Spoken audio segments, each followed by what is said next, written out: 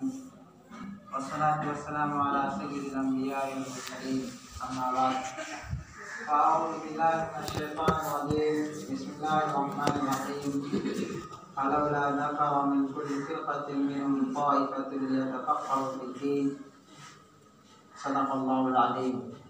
वक़ाल नबी सल्लल्लाहु अलैहि वसल्लम खैरुकुम मन तअल्लमल क़ुरआन व अल्लमह औ कमा क़ाल अलैहि सल्लतु वस्सलाम। मेरे मोहतरम बुजुर्गों और दोस्तों, अल्लाह तबारक व तआला का बहुत बड़ा शुक्र और एहसान है कि जिस अल्लाह तबारक व तआला ने हम सबको मुसलमान बनाया और लाखों दरूद व सलाम हो उस नबी रहमत पर जिनके सदक़े तुफ़ैल में आज हम सब मुसलमान हैं। अल्लाह तबारक व तआला ने इस दुनिया का तमाम चीज़ें जो है अपनी कुदरत में ले रखी है, लेकिन इस दुनिया को दारुल असबाब बनाया है। यानी बंदा मेहनत करेगा तब जाके आगे अल्लाह की उसमें मदद आएगी। जिस तरीके से अभी दुनिया के हालात चल रहे हैं वो बहुत ही खतरनाक, माशी, तंगदस्ती, इसी तरीके से गुर्बत को जन्म देने वाले हैं। जिस तरीके से इस बीमारी जो मशहूर है कोरोना वायरस के ज़रिए से, इसके ज़रिए से जिस तरीके से बहुत सारे तबके परेशान हाल हुए और हर किस्म की तंगियों से उनको दो चार होना पड़ा, इसी तरीके से उनमें से एक मदारिस भी है। बल्कि तहकीक करने वालों ने तहकीक कर भी लिया कि जितना परेशान और जितनी परेशानियां मदारिस चलाने वालों को हो रही है, जितनी परेशानियां और लोगों को पढ़ाई के सिलसिले में और माश के सिलसिले में दूसरे लोगों को नहीं है। इससे पहले जो मदारिस का एक बहुत ही अहम मदद उनसे होती थी खाल के ज़रिए से, वो भी बंद हो गया। इसी तरीके से जो आवामी चंदे और इमदाद हुआ करते थी वो भी बंद हो गए। तो इस तरीके से गोया कि मदारिस के जो है वो कमर ही टूट गई। मदारिस की दो तीन किस्में हैं, उनमें से कुछ मदरसे ऐसे हैं दुनिया में जिनको हुकूमत चलाती है और वो मुल्क भी इस्लामी है, तो वहाँ के मदरसे वाले तो माला माल, पढ़ाई भी उम्दा है, हर किस्म के पढ़ाई से और तालीम से वो मुज़य्यन है। और कुछ मदरसे ऐसे हैं जैसे कि हमारे हिंदुस्तान के, यहाँ भी दो किस्म के मदरसे हैं। एक मदरसे वो है जिन्हें सरकार चलाती है और उनका खर्चा सरकार देती है, और एक मदरसे वो है जो बिल्कुल असहाबे सुफ़ा वाले हैं। यानी ये वो मदरसा है जिनमें गरीब किस्म के लोग पढ़ेंगे जो किसी काम के नहीं, उनको मदरसे में भेज दो। इसी तरीके से इनके तमाम इमदाद जो है वो आवाम के जगहों से होती है। यही वो हकीकी मदरसे हैं। और इन मदरसों को भी हुकूमती सतह पर बारहा मीटिंग करके और जो है चाल चल के ये करना चाहते हैं कि ये भी हुकूमत के साथ हो जाए, लेकिन अभी तक हमारे हिंदुस्तान के जो मदरसे हैं वो बहुत सारे ऐसे मदारिस हैं, हज़ारों के तादाद में ऐसे मदारिस हैं जो सिर्फ और सिर्फ आवाम के पैसों से चल रहे हैं। इन मदरसों की हमें क्या ज़रूरत है? कितना अच्छा होता अगर सरकार इनको चलाती। अच्छा नहीं होता? हम भी आज प्रोफेसर होते, हम भी जो है बहुत सारी डिग्रियां लेके मुफ्ती साहब बन के सरकारी मुफ्ती होते, सरकारी मौलवी होते, हमारी भी तनख्वाह 1 लाख 2 लाख 3 लाख होती, मजे से बैठ के खाते, क्या फर्क है? लेकिन जो सोच के हमारे बुजुर्गों ने इन मदरसों की बुनियाद डाली है वो बहुत ही बड़ी सोच है, बहुत ही बड़ी सोच है और उम्मत मुस्लिमा को बचाने के लिए बहुत ही कारआमद है। देखिए, आप किसी के खाएंगे तो उनके गुलामी तो करनी पड़ेगी। क्या कहा, हमारे जो अकाबिर थे, बड़े थे, जिन्होंने दारुल देवबंद की बुनियाद रखी है और उन्हीं के नहज पे और जितने भी मदारिस हैं, उन्होंने ये सोचा कि इनमें गरीब लोग तो जरूर पढ़ेंगे लेकिन होंगे ये ईमानदार।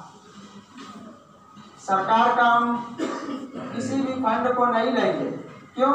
इसलिए कि उनसे अगर लेंगे तो उनको जवाबदेही भी है।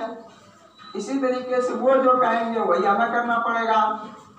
उन्होंने तो पहले हमने कुछ लिया भी नहीं, पहले से ही कह दिया है दहशत गर्दों का अड्डे है, यहाँ पर जो है दहशत गर्दों को तैयार किया जाता है। इस तरीके से पहले ही बदनाम कर रखा है। अगर लेना शुरू कर देंगे तो यकीनी तौर पे हम मुजरिम ठहरेंगे। अच्छा, इन मदरसों ने आज तक हमें दिया किया है वो भी सुनिए। इन मदरसों ने सबसे बड़ी नियामत हमें इस हिंदुस्तान में रहते हुए ये दिया है कि जंग आज़ादी में सबसे पहला कदम मदरसे वालों ने रखा था। वो अलग बात है, तारीख को उलट पलट कर दिया, लेकिन जो टॉमसन है, एक हिस्ट्री लिखने वाला, वो लिखता है कि मैं पहली जब अपने खेमे के पास खेमे में बैठा हुआ था, उस वक्त जलने की बदबू आई तो मैं बाहर निकला, देखता क्या हूँ कि एक तंदूर है जिसमें रोटी पकाते हैं और उसी के सामने बिल्कुल लाइन में बहुत सारे उलमाए किराम बिल्कुल नंगे धड़ंगे खड़े हैं, कोई शर्म नहीं और उनके चेहरे पर मुस्कुराहट है। और एक दूसरा आदमी मुझसे कह रहा है कि मौलवियों, सिर्फ इस बात का इकरार कर लो कि 1857 की जंग आज़ादी में हम शरीक नहीं थे, तुम सबको छोड़ देंगे। उनमें से एक भी इस बात का इकरार नहीं करता है और सब जो है तंदूर में जलना पसंद करता है। वही टॉमसन लिखता है कि मैं अपने दौर खुदा की कसम खा के कहता हूँ, अगर ये उलमाए किराम नहीं रहते तो हिंदुस्तान कभी भी आज़ाद नहीं होता। ये तो सबके फायदे के लिए था, चलो ठीक है, हो गया जो हो गया, लेकिन इस वक्त भी अगर ये मदरसे नहीं रहे तो हम भी खत्म हो जाएंगे। मुसलमानियत और इंसानियत के नामो निशान हमसे खत्म हो जाएंगे। वो कैसे? इस साल आप जो है तहकीक कर लीजिए, कितने हाफिज़े किराम बने हैं, कितने आलिम बने हैं, या कितना मुफ्तियाने किराम, हिंदुस्तान में इतना बड़ा मुल्क है, इतना सारे मुसलमान हैं, कितने बने हैं? कोई अपने घर में बैठ के इस जमाने में बताइए कि एक भी हाफिज बनाओ इस साल, नहीं है ना, एक भी आलिम नहीं दिखा पाएंगे। एक भी मुफ्ती ऐसे नहीं मिलेंगे जो इस वक्त घर में बैठ के वो मुफ्ती बनाओ। अगर कोई बन भी रहा है, पढ़ भी रहा है, तो वो डायरेक्ट उलमा के जरिए से रास्ता करके ऑनलाइन, वो भी ऑनलाइन की पढ़ाई, कभी ऑफलाइन हो गया तो उसमें क्या बयान कर रहे हैं उल्टा सीधा ही समझ लेंगे। तो ये तमाम चीज़ें जो है मदरसे हमें देते हैं, लेकिन मदरसों की जो अभी हालत है वो बहुत ही नाजुक है, बहुत ही परेशानी के आलम है।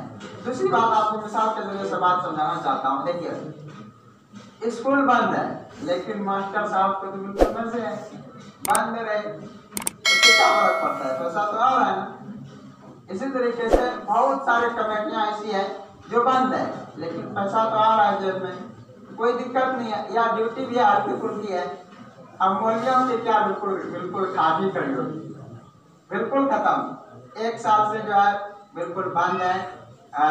हालांकि उलमा मुफ्तियाने किराम ने फतवा भी दिया है कि जिस तरीके से बाकी कम्युनिटी और जिस तरीके से बाकी लोगों में इदारे में पैसे दिए जा रहे हैं, तनख्वाह दी जा रही है, इसी तरीके से ये उलमाए किराम भी अपने तनख्वाह के हकदार हैं। वो उलमाए किराम जो मदरसों से जुड़े हुए हैं, जो मस्जिदों से जुड़े हुए हैं।